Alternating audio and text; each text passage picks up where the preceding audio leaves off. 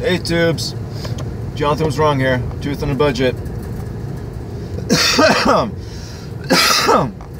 Gosh, excuse me. Thought I was free and clear. So, welcome to part 2 on what is most likely going to be a somewhat running series. If you are not new to the channel, you know I have many threads going. Very, not threads like the internet term. I've loose ends basically all over the place. Series that are unfinished that I can't really finish. What am I getting into? Blah blah blah. Anyway, evolution. It's like, okay, there is zero evidence anywhere, living, fossil, any of it, of a transitional species. Nowhere. And we're supposedly living alongside of species that we evolved from and that other things evolved from, and there's no transitional species anywhere. Not one. Now, let's talk about the whole randomness of it. Now, if things were to like randomly mutate, which is ridiculous because we don't see that in nature unless something bad happens, be it from like those parasites or that give frogs 4 legs, but that's not even like a mutation. That's just there's just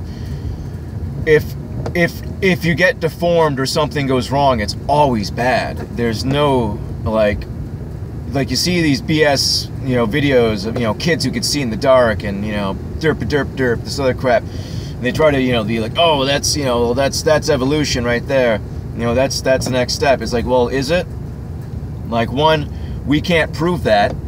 We can't go to because it's always in some crazy third world country that that no one can even point out on a map, so that's why they do it like that, so like no one can go and like try to prove it,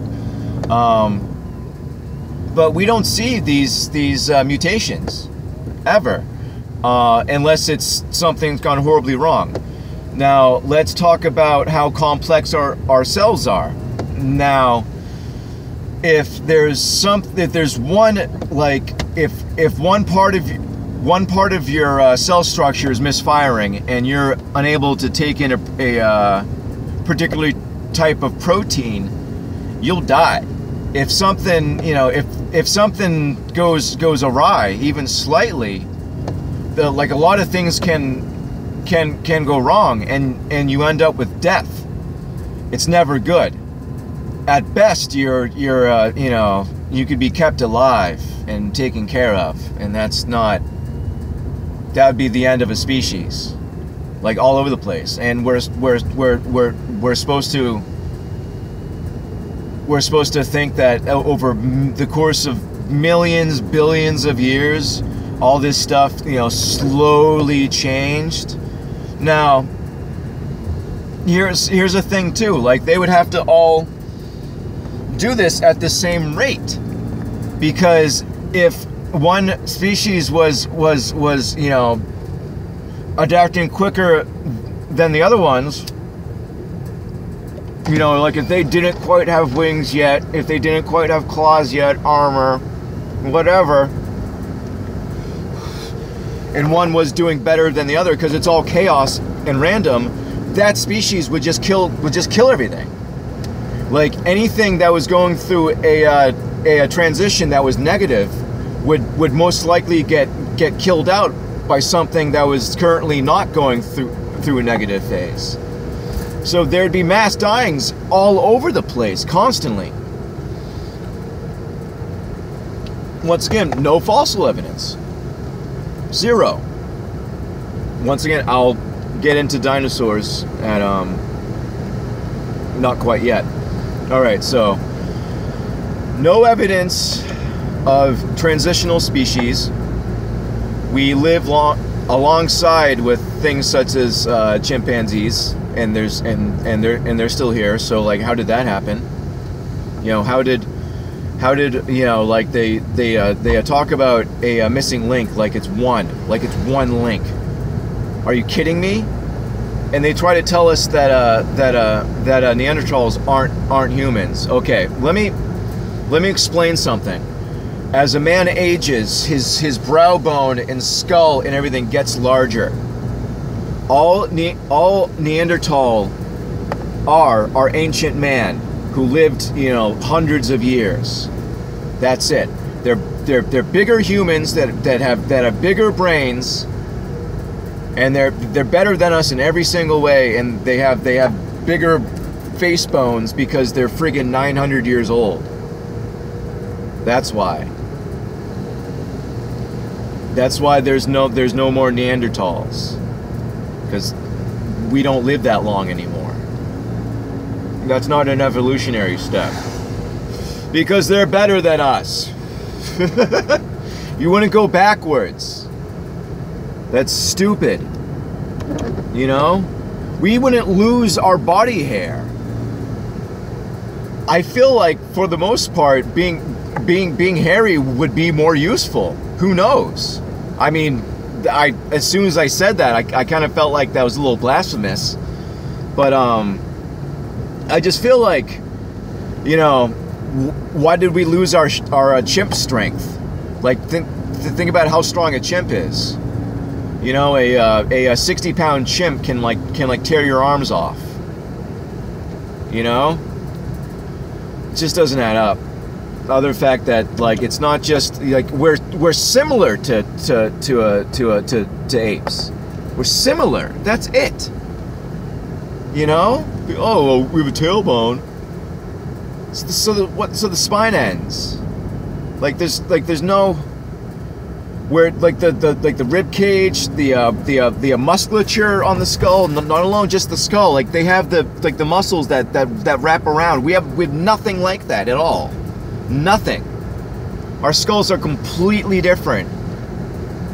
They just look a little similar. There's plenty of like animals that, like, you know, like it doesn't mean anything. It doesn't mean that like we used to be chimps because like they look a little kind of similar to us. Nothing. Okay. Let's talk about dinosaurs. Now. Other fact, real quick, the whole evolution agenda was pushed by the Jesuits and the Vatican, as all this pseudoscience garbage is, because the friggin' Pope has been a long-standing Antichrist for a long time. There's been many. You know, it's not just like, you know, there is going to be like the one, who knows, blah blah blah. Okay. Dinosaurs. Discovered by another Jesuit. Now, all he found, supposedly, were a couple of teeth and claws. And from this, they shit, squirrel! Ugh. From this, I didn't get him. I swear, when it rains, animals get stupider. It's probably the garbage in the rain, because everyone drives, and it blah blah blah blah blah blah blah blah blah blah. All they found were a few claws and teeth, and they reconstructed a whole animal, a whole dinosaur. Thing was like 6-7 feet tall, 8 feet tall maybe. Gosh, I don't, you know me in particulars. But all they had were a few broken claws and teeth, supposedly, and they reconstructed an entire animal. And not only did they reconstruct an entire animal from a few claws and teeth, but the animal that they reconstructed is just biologically stupid and impossible, as are many dinosaurs. It's the creature club. It's the freak of the week friggin', you know, hey, check this crap out. You know, it's just what they were doing during like the 1800s and stuff, like before it was space. You know, it was the next big thing, and it's stupid. When you look at a lot of the dinosaurs, they don't make biological sense. If you weigh like 50 tons and your head is at the end of like a 300, you know, I don't know, like 100 something foot neck, and your head's like tiny, like you're not gonna get blood to your brain. Like it's just too much. Like you're just too big. Like you're telling me that the Tyrannosaurus Rex was a hunter? If that thing was running at 15 miles an hour and ate it, it would die. All of its ribs would break and go into its body, and it would die. And it has these little stupid little arms that are useless. So many of the dinosaurs don't make biological sense. Unfortunately, the scientific community is a cult, and you have to go along with it. You have to do what friggin', you know, what everyone else says, or else you don't get funding. But if you talk to a biologist who's not afraid, and they actually, you know, look at like a dinosaur, they don't make sense. They don't add up biologically. Now let's talk about the evidence for them. There isn't any. Whenever they dig these things up, they're in these magical bone fields where if you want your doctorate in, like, you know, paleontology or whatever, you go to these magical fields and you go and you dig until you find some dinosaur bones.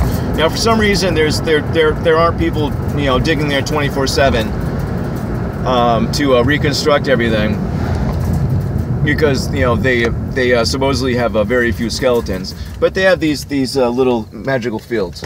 Now, as far as the actual fossils go, no one's allowed to see them. Like, everything that they have in the showroom is all reconstructions, and anything that is supposedly real is all you know, hidden. It's all the Smithsonian owns it. It's all behind, you know, closed doors, supposedly, because it doesn't even exist. There's one of the major fossil grounds in China is right next to this is open information, a factory that makes, you know, reconstructions of dinosaur bones, and they sell them for museums and stuff. Like, they're not real. Like, were there monsters? Oh, you betcha. Were there races of these giant bird lizard things ruling the earth? No. There's no evidence for it, and it doesn't make sense. And when you look at the actual dinosaurs, they don't make sense. They don't work. They don't float. They wouldn't. 90% of them